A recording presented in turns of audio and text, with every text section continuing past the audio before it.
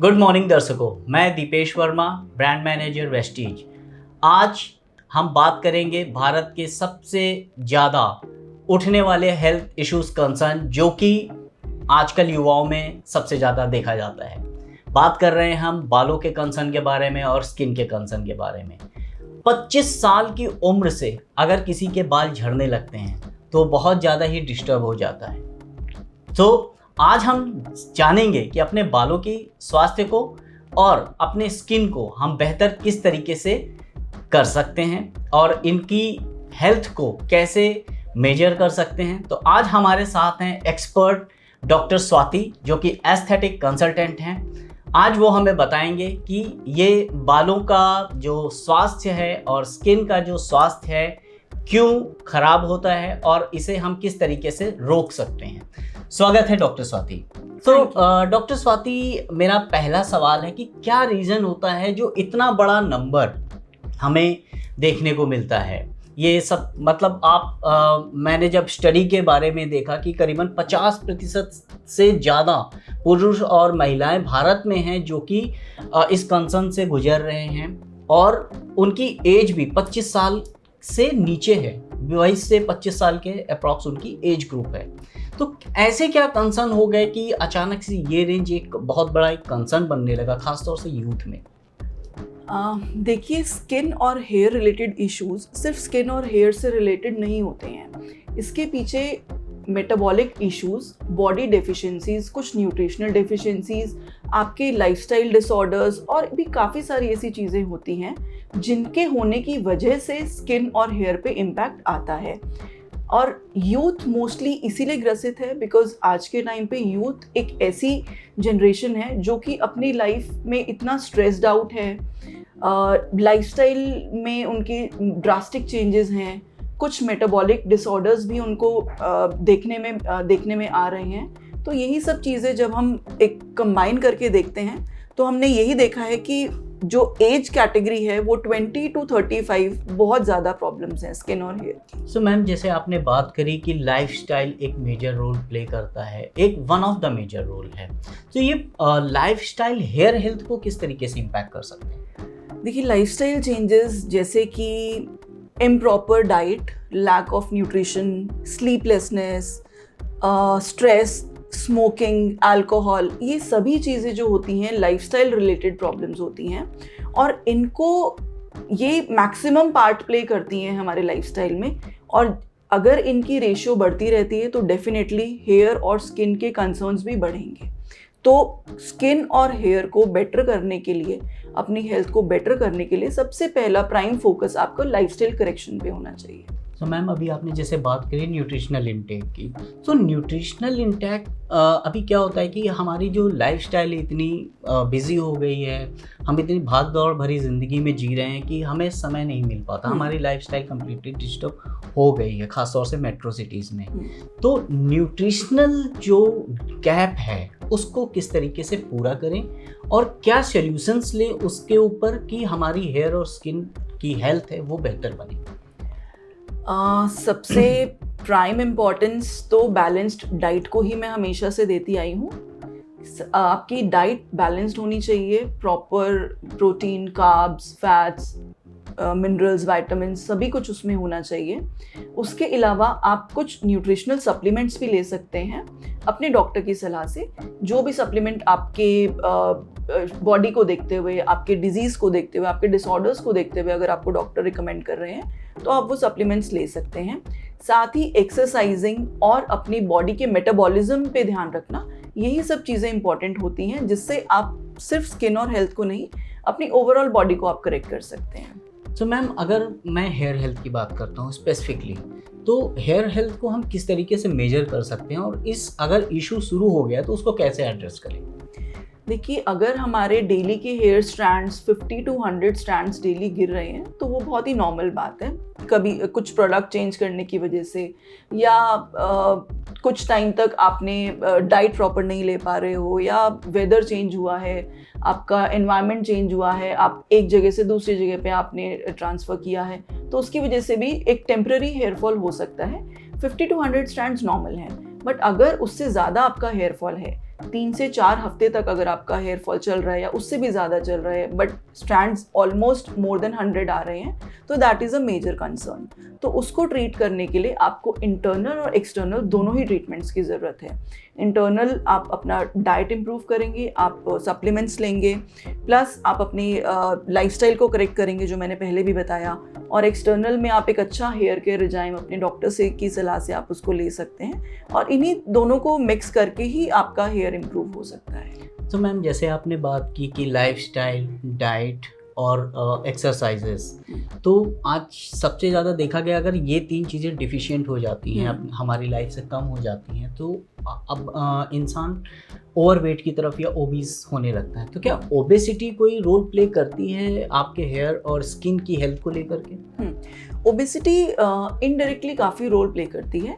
Directly तो obesity से hair fall का कोई लेना देना नहीं है, बट हाँ, अगर आपकी बॉडी ओबीज है दैट मीन्स आपके हार्मोन्स इम्बैलेंस्ड हैं और आपका मेटाबॉलिज्म में डेफिशिएंसीज हैं। तो ये दोनों चीज़ें जब होती हैं तो नेचुरली आप ओबीस हैं तो आपके हार्मोन्स जो हैं वो आपके हेयर पे भी इफेक्ट डालेंगे, तो हेयर हेल्थ भी आपकी डिटोरेट होगी और स्किन हेल्थ भी डिटोरेट होगी। And it is not directly because of obesity, it is because आपका मेटाबॉलिज्म और हार्मोन इम्बैलेंस है। ओके, सो जिस तरीके से अगर हार्मोनल इम्बैलेंस की हम बात करते हैं तो महिलाओं में सबसे ज़्यादा कंसर्न देखा जाता है कि हार्मोनल इम्बैलेंस एक एज ग्रुप के बाद या प्यूबर्टी से then when they are getting young elder, तो वहाँ पर हार्मोनल इम्बैलेंसेस बहुत होता है खासतौर से महिलाओं में। तो ये किस तरीके से हेयर हेल्थ को इम्पैक्ट कर सकता है और इसको किस तरीके से हमें एड्रेस करना चाहिए? देखिए, फीमेल्स में ना हेयर हेल्थ बहुत ज़्यादा इम्पॉर्टेंट है और उसके पीछे कोई साइंटिफिक रीज़न नहीं है ना। बट अगर हम फीमेल्स में हेयर हेल्थ की बात करें तो एवरी मंथ साइक्लिकल चेंजेस होते हैं और वो चीज़ आपकी थ्रू आउट द लाइफ चलती है, मेनोपॉज तक चलती है। इनफैक्ट मेनोपॉज एक ऐसा स्टेज है जहाँ पे आपकी हेल्थ और आपके स्किन हेयर और ज़्यादा डैमेज होते हैं, बिकॉज उस टाइम पे आपके हार्मोन्स चेंज होते हैं, तो जाहिर सी बात है आपकी स्किन भी ड्राई होती है और आपका हेयर भी ड्राई होता है। हेयर बहुत ज़्यादा ब्रिटल फ्रिजी होने लगता है बिकॉज ड्राइनेस हो रही है और वो हार्मोन्स की वजह से। तो उस टाइम पे आपको हार्मोन करेक्शन पे ध्यान देना चाहिए एंड अपना केयर इस तरीके का रखना चाहिए कि वो चेंजेस आपको बहुत ज़्यादा इम्पैक्ट ना करें। मैम, मिनरल किस तरीके से रोल प्ले करते हैं आपके हेयर्स को हेल्दी करने के लिए और स्किन को ब्राइटन करने? मिनरल्स का काफ़ी इंपॉर्टेंट रोल है हमारा जनरल बॉडी हेल्थ में, है ना। मिनरल्स अगर बॉडी में प्रॉपर सर्कुलेट नहीं होंगे तो आपका ब्लड सर्कुलेशन में भी इश्यूज आएंगे, और अगर आपकी स्कैल्प में ब्लड सर्कुलेशन प्रॉपर नहीं है तो आपको हेयर की प्रॉब्लम्स और ज़्यादा इंक्रीज होंगी। तो मिनरल्स का बेसिकली जो काम रहता है वो आपकी बॉडी में ब्लड का सर्कुलेशन इंप्रूव करता है, कोई भी विटामिन इजीली एब्जॉर्ब होता है, जो भी हम डाइट ले रहे हैं वो काफ़ी अच्छे से मेटाबोलाइज हो जाता है। तो मिनरल एक बेसिक नेसेसिटी है आपके स्ट्रक्चर की। मैम, अभी आपने सप्लीमेंटेशन की जैसे बात की, हमने मिनरल्स की बात की। अगर सप्लीमेंटेशन में आजकल मार्केट में बहुत ज़्यादा सुनने में आता है borage oil, green tea extract और ख़ासतौर से बायोटिन, तो ये सप्लीमेंट्स किस तरीके से रोल प्ले करते हैं आपके हेयर और स्किन की हेल्थ को बेहतर बनाने में? देखिए, बोरेज ऑयल है और जो ग्रीन टी एक्सट्रैक्ट है ये होते हैं rich in antioxidants, and antioxidants का आपकी बॉडी में रोल होता है आपके ऑक्सीडेटिव स्ट्रेस को कम करना। अगर आपकी बॉडी में ऑक्सीडेशन बहुत ज़्यादा हो रहा है तो आपको जाहिर सी बात है एंटीऑक्सीडेंट लेना पड़ेगा, चाहे वो आप एक्सटर्नल फॉर्म में आप लीजिए या इंटरनल फॉर्म में लीजिए। मैं रिकमेंड इंटरनल एंटीऑक्सीडेंट्स का ही करती हूँ। उसका रीज़न यही है कि जब वो बॉडी में जाकर के एब्जॉर्ब होते हैं तो वो इंटरनल आपको ग्रोथ और इंटरनल न्यूट्रिशन प्रोवाइड करते हैं। सो मैम, मैं स्किन की ओर थोड़ा सा रुख ले चलता हूँ आपका, कि जब स्किन की जब हेल्थ की बात करते हैं तो चेहरे पे सबसे पहले फोकस पड़ता है। वहाँ पर जब डार्क सर्कल से लोग ज़्यादा इम्पैक्ट होते हैं, वो अगर डार्क सर्कल चेहरे में दिखता है तो वो एक सिम्बलाइज कर देता है कि आपकी हेल्थ में कहीं ना कहीं आपका चेहरा डल हो रहा है या आप अर्ली एजिंग की तरफ जा रहे हैं। तो डार्क अंडर आई ट्रीटमेंट या डार्क सर्कल ट्रीटमेंट को किस तरीके से आप एड्रेस करते हैं? देखिए, डार्क सर्कल्स जो हैं ये 2 तरीके से होते हैं। एक तो वो जेनेटिक हैं और या फिर आपके लाइफस्टाइल इश्यूज से रिलेटेड है। अब जेनेटिक अगर आपके डार्क सर्कल्स हैं दैट मीन्स वो आपको जीन्स में आपको आए हैं, बट अगर आपके dark circles over the time बढ़ रहे हैं, आप तो उसका काफ़ी सारे रीजंस हो सकते हैं। आपका लाइफस्टाइल हो सकता है, आपका स्लीपिंग पैटर्न हो सकता है, या आपकी वर्क शिफ्ट्स हैं वो आपकी स्लीपिंग पैटर्न के ऑपोजिट चल रही हैं, या आपका स्क्रीन टाइम बहुत ज़्यादा है। तो ये सभी जो रीजंस हैं ये डार्क सर्कल्स होने में हेल्प करते हैं। तो बेटर यही है कि ना ही सिर्फ फेशियल स्किन का, आपको अपनी अंडर आई स्किन का भी ध्यान रखना चाहिए, बिकॉज अंडर आई स्किन बहुत ही थिन होती है। नॉर्मल जो फेस की स्किन होती है उससे काफ़ी ज़्यादा उसकी थिकनेस कम होती है, तो उसको एक सेपरेट ट्रीटमेंट की ज़रूरत होती है। तो एक बहुत ही अच्छा क्वालिटी का आप अंडर आई सीरम यूज़ कर सकते हैं जो कि मॉइस्चर और हाइड्रेशन मेंटेन रखता है। साथ ही आप कुछ ट्रीटमेंट्स होते हैं जैसे कि आपका कोलाजन बिल्डअप ट्रीटमेंट्स होते हैं, है ना, एंड ब्राइटनिंग ट्रीटमेंट्स होते हैं, फिलर्स होते हैं कुछ, अगर मैं इंजेक्टेबल्स की बात करूं, या फिर आपके जो कार्बन पील हम लोग करते हैं, पीलिंग्स ट्रीटमेंट होते हैं, आरएफ ट्रीटमेंट होते हैं। तो ये सभी ट्रीटमेंट आप अंडर आई करेक्शन के लिए आप ले सकते हैं।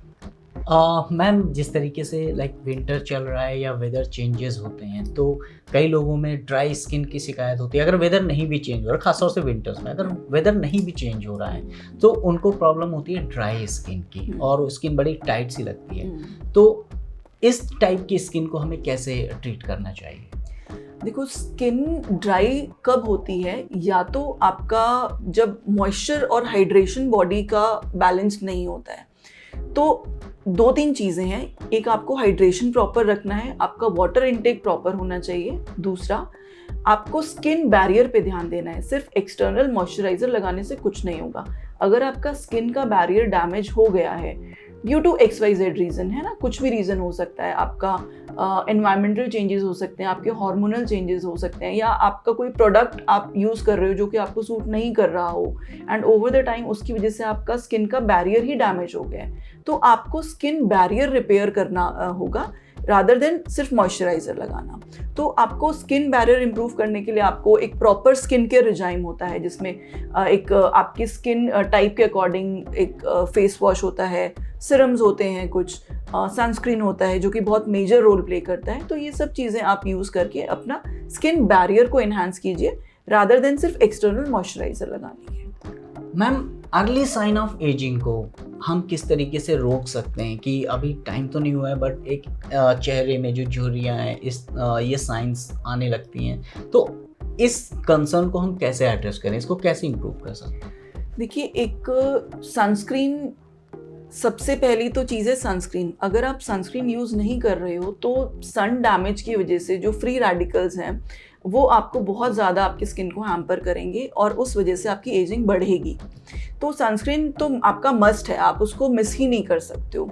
दूसरा, अगर आपके फेस पे आपको ओवर द टाइम डलनेस लग रही है, फाइन लाइंस होती हुई दिख रही हैं, या आपको पिगमेंटेशन एकदम से आता हुआ लग रहा है कि अभी तक तो ठीक था, थोड़े टाइम से ओवर द टाइम आपको चेंजेस फील हो रहे हैं अपनी स्किन में, दैट मीन्स आपकी स्किन एजिंग की तरफ बढ़ रही है। तो उससे आपको एज रिलेटेड ट्रीटमेंट्स लेने होते हैं, प्लस आप कुछ अच्छी क्वालिटी के आप सिरम्स यूज़ कर सकते हैं जो कि आपको एक्सटर्नल न्यूट्रिशन देंगे। बट अगेन मैं यही बोलूँगी, इंटरनल न्यूट्रिशन तो मस्ट है ही है, उसके बिना आप कुछ कर ही नहीं सकते हो। आप बाहर से चाहे कितना भी अच्छे प्रोडक्ट्स आप यूज़ कर लो, बट जब तक इंटरनल हेल्थ अच्छी नहीं होगी स्किन की, तब तक कुछ भी चीज़ ठीक नहीं हो सकती है। मैम, आपने इंटरनल हेल्थ की बात की, एक्सटर्नल हेल्थ की बात की, ख़ास तौर से अगर मैं अनइवन स्किन टोन की बात करता हूँ, या कई महिलाएं और पुरुष अपने कॉम्प्लेक्सन को लेकर के ज़्यादा कंसर्न होते हैं, तो कॉम्प्लेक्सन को किस तरीके से बेहतर बनाया जा सकता है स्किन की? देखिए, अनइवन स्किन टोन होता है कि सन डैमेज की वजह से। अगर आपका सन एक्सपोजर बहुत ज़्यादा है, आपका फील्ड वर्क है कि आपका ऑफिस वर्क बहुत कम है, आप मोस्टली फील्ड पे रहते हो, आप एक अच्छी क्वालिटी का सनस्क्रीन यूज़ नहीं कर रहे हो, तो वो अनइवन स्किन टोन को डेवलप करवाता है। तो बेटर यही है कि आप जितना अच्छे से आप एक्सटर्नल केयर करोगे, अपनी स्किन को प्रोटेक्ट करोगे, इंटरनल हाइड्रेशन अच्छे रखोगे, एक बैलेंस्ड डाइट रखोगे, जंक फूड की तरफ नहीं जाओगे। स्मोकिंग तो बिल्कुल इट्स अ नो। अगर आप स्मोक कर रहे हो दैट मीन्स आप अपनी एजिंग खुद से एनहांस कर रहे हो, तो इन सब चीज़ों को कट करना होता है। अगर और एक्सटर्नल केयर की मैं बात करूं, तो बालों की हेल्थ को बेहतर बनाने के लिए क्या एक्सटर्नल केयर्स हमें लेने चाहिए? एक्सटर्नल केयर जो भी होना चाहिए वो आपके स्किन टाइप या हेयर टाइप को देखते हुए होना चाहिए। अगर मैं बालों की बात करूं तो एक अच्छी क्वालिटी का hair shampoo, conditioner, mask, heat protection serum है ना, जो कि आपके सन डैमेज से भी आपको बचाएगा। और साथ ही साथ आपको इस चीज़ का भी ध्यान रखना है कि आप एक्सटर्नल हीट अपने हेयर पे ना लगाएं। जैसे कि जो भी आजकल सैलून ट्रीटमेंट्स हैं, बहुत ज़्यादा एक्सेसिव हीटिंग दे देते हैं वो हेयर में, तो वो आपको अवॉइड करना है, बिकॉज उससे आपका हेयर ड्राई भी हो रहा है और ब्रिटल भी हो रहा है। तो वंस इन अ वाइल सब ठीक है, बट अगर आप बहुत फ्रीक्वेंट उसको कर रहे हो तो वो आपको बंद करना होगा।